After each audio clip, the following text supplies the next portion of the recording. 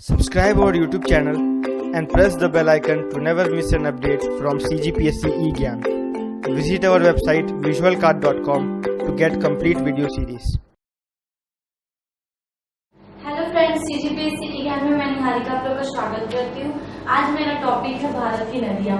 जैसा कि हम सब जानते हैं कि भारत नदियों का देश है। यहाँ पे छोटे नदियों से लेकर बड़े नदियों तक के अफवाह तंत्र भारत में पाए जाते हैं। लगभग 4000 से भी अधिक नदियों के अफवाह क्षेत्र भारत में पाए जाते हैं।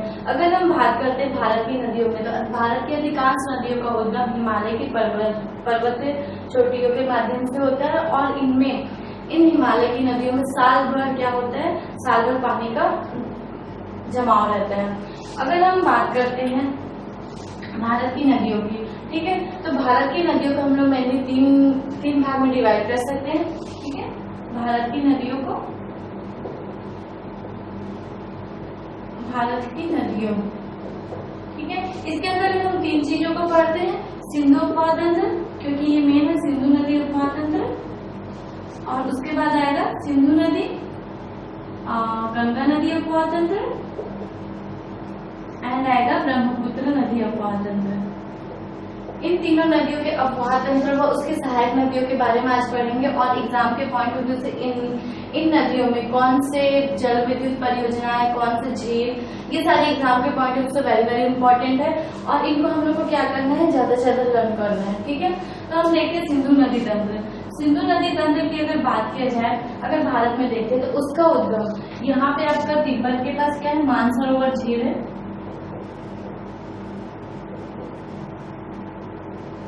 झील या ग्लेशियर बोल सकते हैं। यहाँ से सिंधु नदी का उद्गम होता है। ठीक है, यहाँ से अगर सिंधु नदी का उद्गम होता है, वो भारत में धीरे धीरे जाते जाते लद्दाख से के पास वो क्या करती है, भारत में एंट्री करती है। उसके बाद वो उत्तर पश्चिम दिशा की ओर जाते हुए, ठीक है, लद्दाख श्रृंखला के अंदर जाते जाते यहाँ पे वो अटक के पास, ठीक है, अटक के पास क्या होती है, मैदान भाग में प्रवेश करती है। उसके बाद ये आगे बहती हुई यहाँ पे खंबात की खाड़ी पे गिरती है और महाराष्ट्र में अरब सागर में गिर जाती है। ठीक है, तो उसके बाद हम लोग देखते हैं यहीं पे अगर वो सिंधु नदी यहाँ से जाती रहती है, ठीक है, तो यहीं पे उसका एक और नदी, सहायक नदी है श्योक नदी। श्योक नदी का उद्गम होता है, ये उससे आके मिल जाती है। उसके बाद बात करते हैं हम लोग झेलम नदी। तो झेलम नदी का उद्गम, ठीक है, कश्मीर के वेरीनाग के शेरनाग झील से यहाँ पे होती है। ठीक है, उसके बाद वो क्या करती है, पाकिस्तान में प्रवेश करती है। ये भी धीरे धीरे अपवाह तंत्र यहाँ पे जा रही है। तो झेलम नदी पे यहाँ पे है, तो झेलम नदी लिख लेते हैं। झेलम नदी का वेरी वेरी इंपॉर्टेंट एक क्वेश्चन है, सहायक नदी है जो मोस्ट इंपॉर्टेंट है, किशन गंगा। ठीक है, किशन गंगा, ये वेरी वेरी इंपॉर्टेंट है। झेलम नदी पर ही, ठीक है, टुलबुल परियोजना, कौन सी परियोजना, टुलबुल परियोजना बनाई गई है। ठीक है, यहाँ पे टुलबुल परियोजना,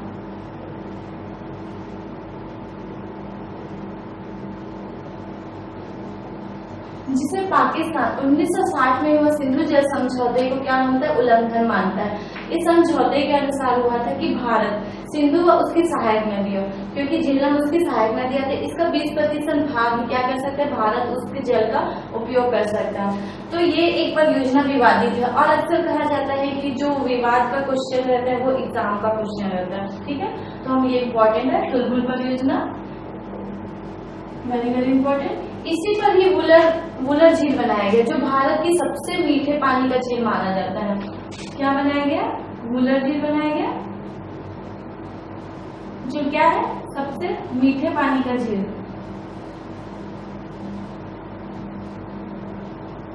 मीठे पानी का झील ये है कि इसमें क्या होता है, मीठा पानी, क्योंकि अगर कोई झील रहता है तो झील में क्या होता है, काट कर वुलर झील। ठीक है, झेलम नदी पर ही वुलर झील नामक बनाया गया, जो भारत की सबसे मीठे पानी का झील कहा जाता है। झील उसको बोलते हैं जो चारों तरफ से क्या पानी से घिरा हो, लेकिन मीठे पानी का झील जब होता है जब वहां से स्वच्छ पानी, ठीक है, जैसे कि मान लो ये झील है, ये गोला, तो ये एक साइड से क्या होगा, मीठे पानी का जल अदर नदियों से क्या है, आता है और यहाँ का जल क्या रहता है, जाता है। तो क्या होता है, पानी स्वच्छ रहता है, उसको हम लोग क्या बोलते हैं, मीठे पानी का झील। ठीक है। उसके बाद हम लोग करते हैं झेलम नदी, उसके बाद आपका आएगा चिनाब नदी। चिनाब नदी का उद्गम हिमाचल प्रदेश के चंद्रभागा नाम के पहाड़ियों से होता है, ठीक है। और ये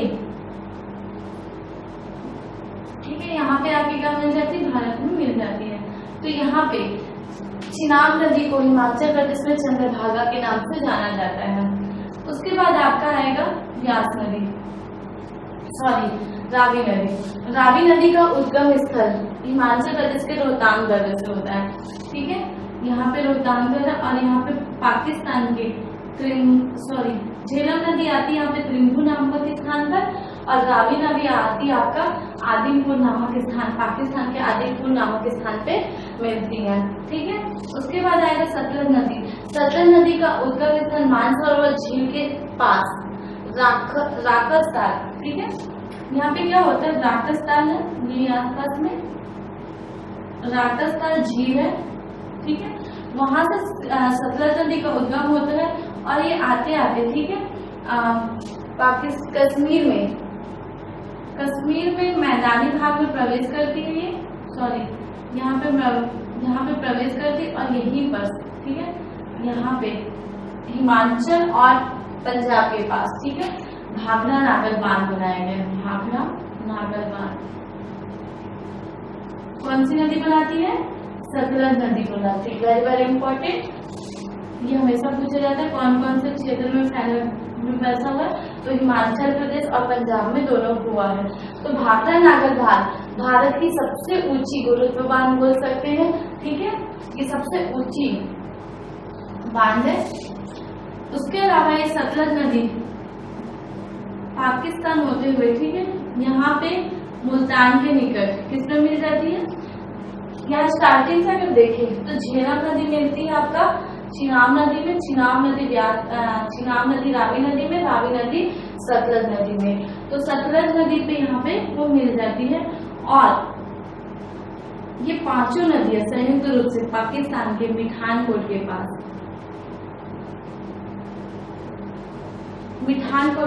मिलती है। यही बस उसको पंचनद के नाम से जाना जाता है, जिसमें एग्जाम का क्वेश्चन आता है कि पंचनद किसको कहा जाता है, तो सिंधु और उसकी सहायक नदी पांचों को हम लोग क्या कहते हैं, पंचनद के नाम से जाना जाते हैं, ठीक है।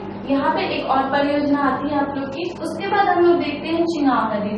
चिनाब नदी पर ही भारत की अगर बगलिहार परियोजना, ठीक है, अगर इस बगलिहार परियोजना चिनाब नदी पे, तो बगलिहार परियोजना से हम लोग इसको एक ट्रिक देखते हैं, बगलिहार, ठीक है, बगलिहार परियोजना इस पे बना हुआ है चिनाब नदी पे। इस पे क्या होता है, ये भी भारत और पाकिस्तान के बीच सिंधु जल समझौता को क्या मानता है, विवादित मानता है, ठीक है। इसका जो मामला आपको अंतर्राष्ट्रीय न्यायालय में गए थे, जो भारत के पक्ष में इंडिया आया कि भारत इसमें क्या कर सकता है, बांध बना सकता है। तो बगलिहार परियोजना को ट्रिक से याद कर सकते हैं, बाग में नाव, ठीक है, बाग मतलब बगलिहार और नाव मतलब कि चिनाब नदी, ये क्या कर सकते हैं। तो बगलिहार परियोजना किसमें है, चिनाब नदियों पे है। चिनाब नदियों पे एक और परियोजना है दुलहस्ती परियोजना, वो भी क्या है, भारत और पाकिस्तान के बीच विवादित है। तो इसमें आपको सिंपल यही क्वेश्चन पड़ेगा, तो बगलिहार परियोजना कौन सी नदी पे बना हुआ है, तो कौन सी नदी पे, चिनाब नदी पे। दुलहस्ती परियोजना कौन सी परियोजना है, जो भारत और दुलहस्ती परियोजना कौन सी नदी पर बनाई गई, जो भारत और पाकिस्तान के बीच विवादित है। तो इसका जो आंसर आएगा आपका चिनाब नदी, ठीक है। उसके बाद हम लोग देखते हैं आपका किशनगंगा हो गया। किशनगंगा परियोजना भी उसमें विवादित है। इसमें क्या किया गया, किशनगंगा परियोजना में 23 मीटर लंबी नहर निकाली गई है, जिसके माध्यम से क्या करता है, सतलज और सहायक नदियों के पानी को क्या किया गया, एक दूसरे पे, मतलब इस साइड जो बहती है, मतलब पश्चिम दिशा में बहती है, उसको पूर्व दिशा में करने के लिए क्या किया गया, किशनगंगा परियोजना बनाया गया। अब उसके बाद देखते हैं सतलज नदी पे शहर देखते हैं हम लोग।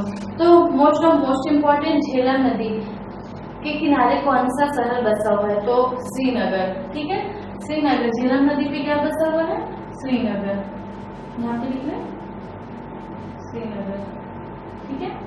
और उसके बाद आपका आएगा सतलज नदी पे, वो भी इम्पोर्टेंट है, लुधियाना, जो पंजाब का लुधियाना है, वो कौन से, लुधियाना और फिरोजपुर, लुधियाना एंड फिरोजपुर। ठीक है, तो ये क्या चीज है, उसके किनारे बसे नहर है, मतलब सॉरी शहर है।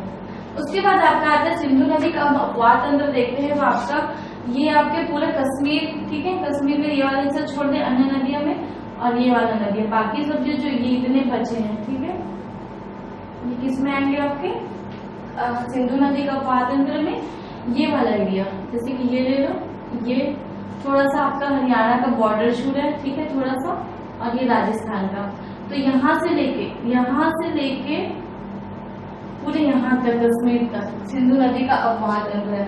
लेकिन आप लोग जानते हैं कि सिंधु नदी का जो लेंथ है 2880 है, ठीक है, लेकिन भारत में सिर्फ 1117 किलोमीटर ही इसका विस्तार है, बाकी सब किसमें चला जाता है, पाकिस्तान में चला जाता है। ठीक है, तो ये है आपके सिंधु नदी अपवाद तंत्र हुए। अब उसके बाद है पढ़ते हैं हम लोग गंगा नदी। ठीक है, गंगा नदी का उद्गम, ठीक है, उत्तराखंड के गढ़वाल हिमालय मतलब कि गंगोत्री हिमालय से गंगा गंगोत्री, ठीक है, गंगोत्री हिमालय से इसका उद्गम होता है। यहाँ पे ये क्या कहलाती है, आपका भागीरथी कहलाती है। ठीक है, उसके बाद आपका आता है एक और नदी रहती है अलकनंदा। अलकनंदा का उद्गम सतपथ ग्लेशियर से होती है, ये दोनों संयुक्त रूप से, ठीक है, यहाँ देवप्रयाग के पास मिलते हैं। देवप्रयाग में इसको किस नाम से जाना जाता है, देवप्रयाग में इसको गंगा नाम से जाना जाता है।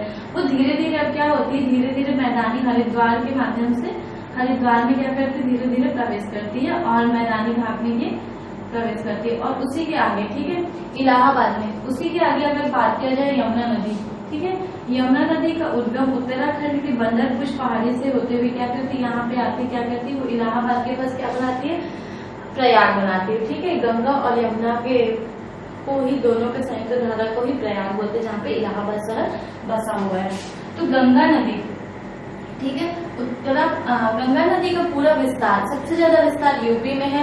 उसके अलावा उसके जो जलोढ़ से निर्मित राज्य है आपका यूपी, बिहार एंड पश्चिम बंगाल, ये तीनों स्टेट क्या है, गंगा के मुख्य क्षेत्र में बसे हुए हैं। तो इसका जो उद्गम हुआ है, मतलब वो रहती है, वो धीरे धीरे जाती है। ठीक है, अब इसका एक और उद्गम आता है आपका, सबसे पहले आपका आएगा गोमती नदी। ठीक है, गोमती नदी का उद्गम पीलीभीत पहाड़ी से, ये पीलीभीत पहाड़ी, उत्तर प्रदेश की पीलीभीत पहाड़ी से होते हुए यहाँ पे आकर मिलती है।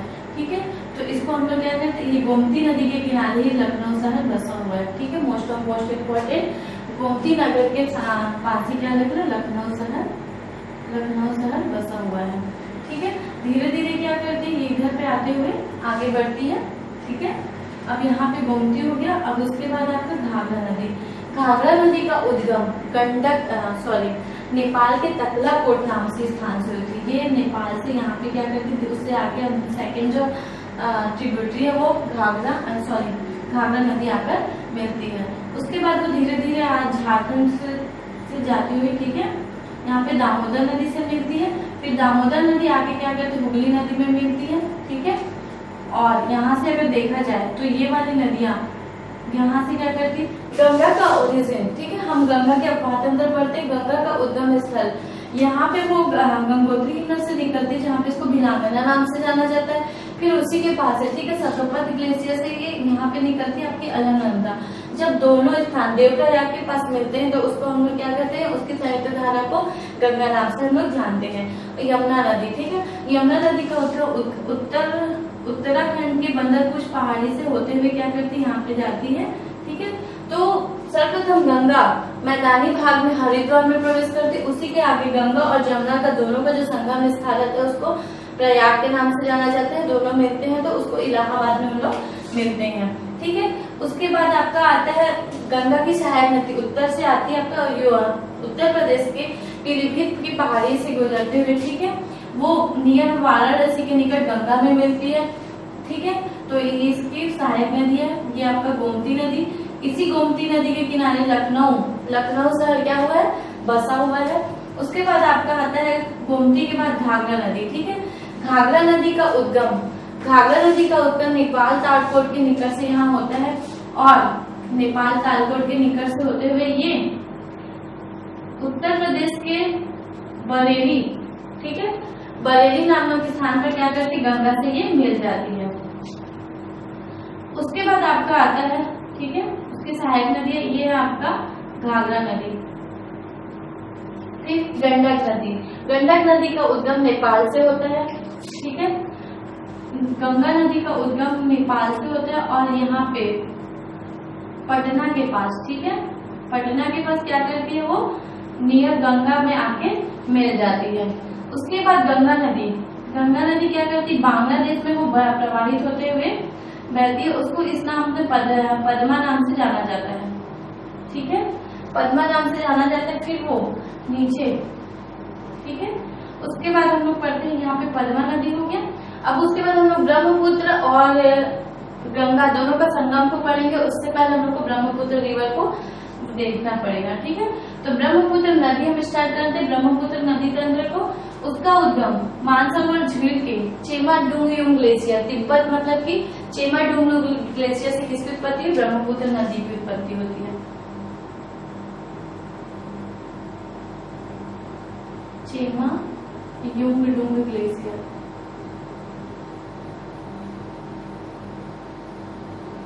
ठीक है। जब तिब्बत में ब्रह्मपुत्र नदी बहती है तो उसको सांगपो नाम से जाना जाता है, ठीक है। इसको कौन से नाम से जाना जाता है, सांगपो नाम से। ये यहाँ से एंट्री नहीं करेगी, ठीक है। फिर जब वो अरुणाचल प्रदेश में, ठीक है, जब वो अरुणाचल प्रदेश में प्रवेश करती है तो ब्रह्मपुत्र नदी को दिहांग नाम से जाना जाता है। ये क्वेश्चन वेरी वेरी इंपॉर्टेंट है एग्जाम के दृष्टिकोण से। तिब्बत में ब्रह्मपुत्र नदी को किस नाम से जाना जाता है, तो वो एग्जाम का क्वेश्चन है आपका सांगपो नाम से। अरुणाचल प्रदेश में जब ब्रह्मपुत्र नदी किस नाम से बहती है तो वो आपका आएगा दिहांग, ठीक है।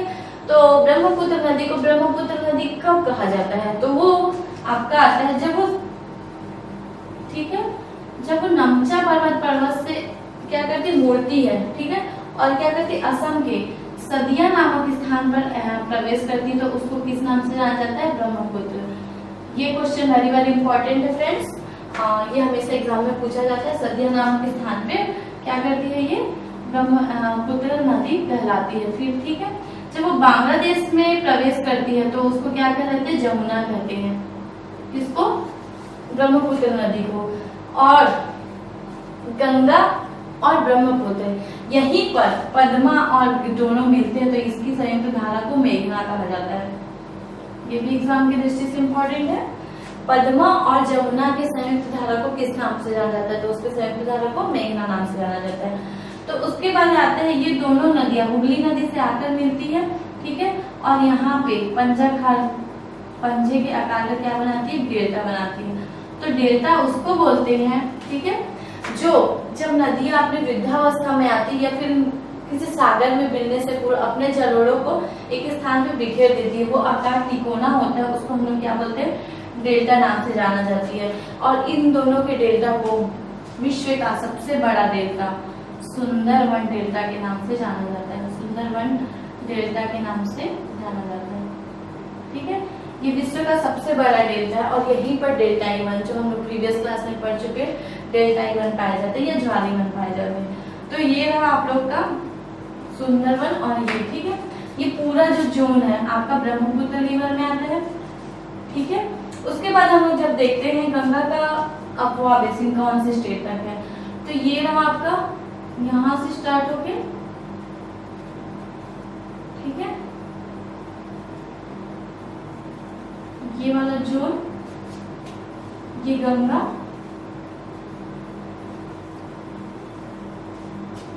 ये पूरा जोन यहाँ से लेके यहाँ तक,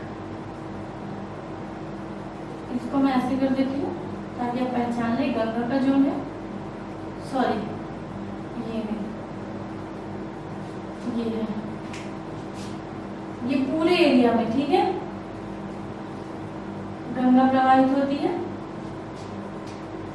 और ये भारत की सबसे बड़ी नदी,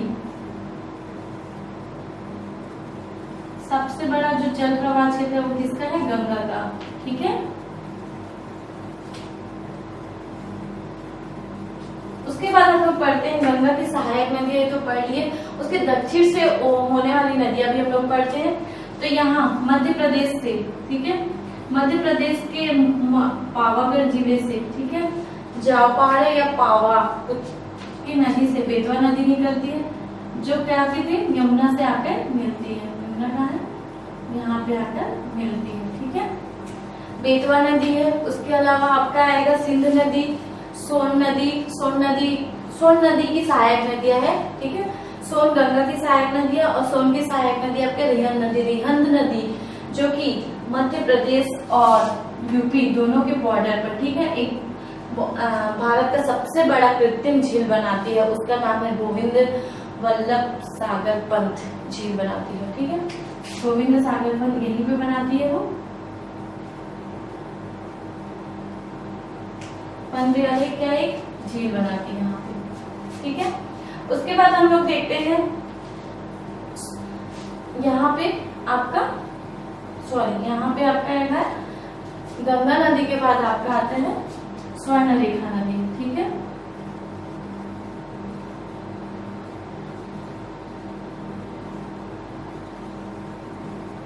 स्वर्णरेखा नदी का उद्गम, ठीक है, झारखंड जिले के छोटा नागपुर पठार से होती है। इसका उद्गम स्थल क्या चीज है आपका, ये वाला एरिया आपका स्वर्णरेखा नदी में आएगा, इसको मिटा देते हैं, स्वर्णरेखा नदी में आएगा। स्वर्णरेखा नदी पे ही आपका भारत का स्टील प्लांट सबसे पहला जमशेदपुर, ठीक है, वो इसी नदी के तट पर क्या हुआ, बसा हुआ है, जमशेदपुर, टाटा जी आइलैंड वाला जमशेदपुर इसी के में। उसके बाद आपका आता है ब्राह्मणी नदी, ठीक है, ब्राह्मणी नदी का उद्गम भी ये वाला क्षेत्र है, सॉरी ये वाला ब्राह्मणी नदी का उद्गम, ठीक है, ये भी छोटा नागपुर के पठार से ही क्या होती है, इसका उद्गम होता है। अब हम बढ़ते हैं ब्राह्मणी नदी का अपवाह क्षेत्र यहाँ पे है। ब्राह्मणी नदी पे ही प्रसिद्ध लौह इस्पात उद्योग राउरकेला, ठीक है, उड़ीसा का राउरकेला कहाँ पे बसा हुआ है, इसी पे राउरकेला, इसी नदी के तट पर बसा हुआ है, ठीक है। उसके बाद हम लोग देखते हैं ब्राह्मणी के बाद महानदी तंत्र, महानदी का उद्गम, ठीक है, महानदी का उद्गम आपका छत्तीसगढ़ के आपका कहाँ, राजनांदगांव के सिहावा पर्वत से हुआ है, ठीक है, ये 858 किलोमीटर की लंबाई में बहती है और ये जब उड़ीसा में आती है तो एक प्रसिद्ध जलप्रपात, ठीक है, हीराकुंड क्या बनाती है, जलप्रपात बनाती है, जो संसार का सबसे ऊंचा बांध है, ठीक है, बांध है, वहां बनाती है। और महानदी के तट पर ही कटक एंड संबलपुर, ये दोनों तट महानदी के तट पर ही बसे हुए हैं। ये रहा आप लोग का महानदी का वाविसी, इतने क्षेत्र में वो बसा हुआ है। इसके अलावा उसकी सहायक नदी हसदो, मान, ठीक है, शिवनाथ है। उसके बाद आपका आएगा, इतने सारी नदी आपका बसा हुआ है। उसके बाद हम लोग पूर्व की नदियों को देखते हैं।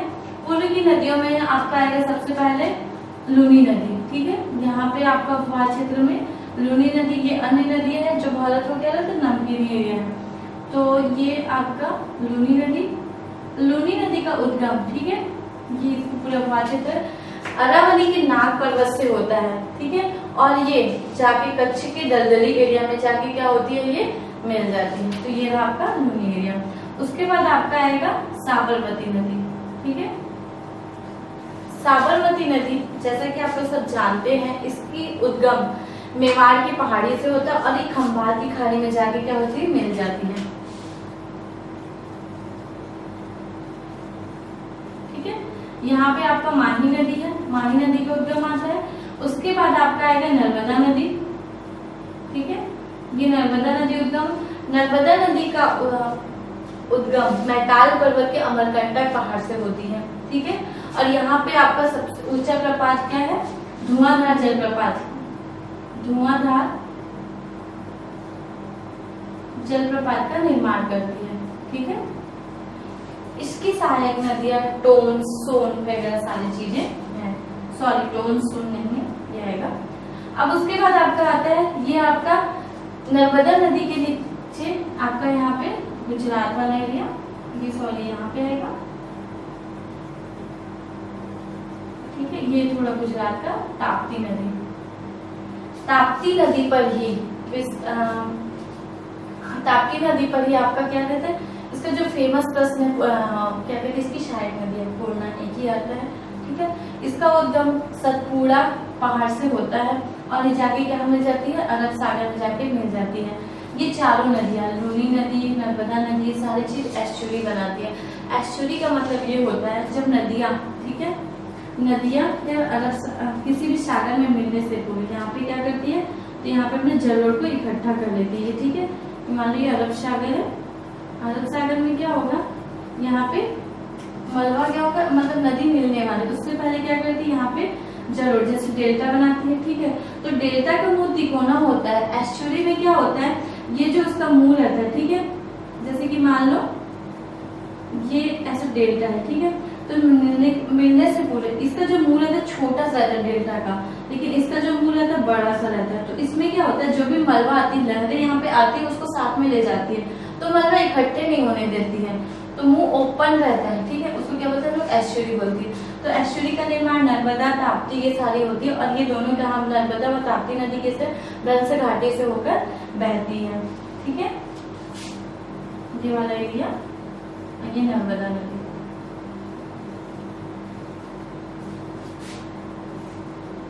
ठीक है। उसके बाद आपका आता है यहीं पे, हाँ, ताप्ती नदी का जो फेमस उकाई परियोजना गुजरात में, वो यह काकरा पार है, वो भी कहाँ है, गुजरात ताप्ती नदी पर ही बसा हुआ है। उसके बाद आपका आता है कृष्णा नदी। कृष्णा नदी ये वाला जो एरिया आ जाता है, ठीक है। कृष्णा नदी का उद्गम स्थल आंध्र प्रदेश की, सॉरी महाराष्ट्र के, ठीक है, महाराष्ट्र के महाबलेश्वर से, ठीक है। कृष्णा नदी का उद्गम महाराष्ट्र के महाबलेश्वर जिले से होती है।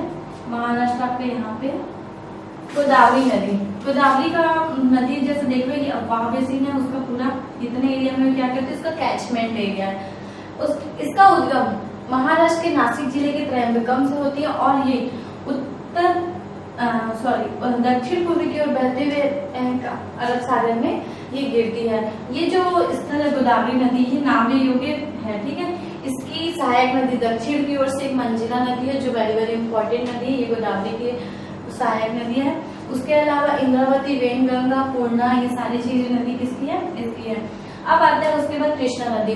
कृष्णा नदी का उद्गम महाराष्ट्र के महाबलेश्वर पठार से या जिले से होता है, ठीक है। कृष्णा नदी प्रायद्वीप विभाग की दूसरी बड़ी नदी है। इसकी सहायक नदियां कोयना, तुंगभद्रा, घाट प्रभा और क्या है, दूधगंगा है। ये नदियां भी डेल्टा का निर्माण करते हुए क्या हुए, अरब सागर में गिर पड़ती है। उसके बाद ये वाला एरिया आ जाता है, ठीक है, ये वाला आता है पेन्नार नदी बेसिन का आता है। पेन्नार बेसिन में कर्नाटक के कुर्ग जिले से प्रवाहित होते क्या होती है, बंगाल की खाड़ी में गिर जाती है। तो इसका ये वाला पेन्नार जिला है, ठीक है। उसके बाद आता है पलार, ठीक है। पलार वाला ये वाला एरिया है, ये वाला उसका कैचमेंट एरिया है, ठीक है। ये भी कर्नाटक के कुर्ग जिले से निकलती है और तमिलनाडु के अर्काट के निकल यहाँ पे क्या करती है, ये वाला बंगाल की खाड़ी में गिर जाती है। उसके बाद आपका आता है कृष्णा नदी, ठीक है, सॉरी कावेरी नदी, दक्षिण भारत की, ठीक है, गंगा के नाम से फेमस है क्या चीज, कावेरी नदी। कावेरी नदी का उद्गम स्थल कर्नाटक के कुर्ग जिले के ब्रह्मगिरी पहाड़ी से होता है। कावेरी नदी में साल भर वर्ष रहता है, इसलिए इसको क्या बोलते हैं, rice bowl of South India, ठीक है, rice bowl of South India के नाम से जाना जाता है। ये आपका कावेरी नदी बेसिन आ जाएगा, ठीक है। उसके बाद आपका आता है वैगई नदी, ठीक है, ये लास्ट में आपका वैगई नदी। वैगई नदी तमिलनाडु के मदुरई तक इसका मदुरई से निकले हैं, जो मीनाक्षी का मदुरई का मीनाक्षी मंदिर है फेमस, की इसी नदी के तट पर बसा हुआ है। तो ये रहा वैगई नदी। ये सारे आपके अफवाह तंत्र हैं, मेजर आपके जो 12 नदियों का उद्गम मतलब अफवाह क्षेत्र है, ठीक है, वो टोटल 252.8 वर्ग किलोमीटर क्षेत्र पर फैला हुआ है। इतने उसका क्या चीज अफवाह बेसिन फैला हुआ है। इसके अलावा छोटी छोटी बड़ी वाली सारी नदियां, मेनली ये वाले जो इतने अफवाह बेसिन है वो एग्जाम में पूछे जाते हैं। जैसे कि आप लोग का एक बार आईएएस में क्वेश्चन आया था भारत की नदियों को, ठीक है, पूर्व से दक्षिण दिशा की ओर अरेंज कीजिए। तो पूर्व दिशा में आपका यहाँ से आ जाएगा, ठीक है। स्वर्णरेखा नदी, ब्राह्मणी नदी, महानदी, गोदावरी, कृष्णा नदी, कृष्णा नदी के बाद पन्नार नदी, पलार नदी, देन वैगई नदी।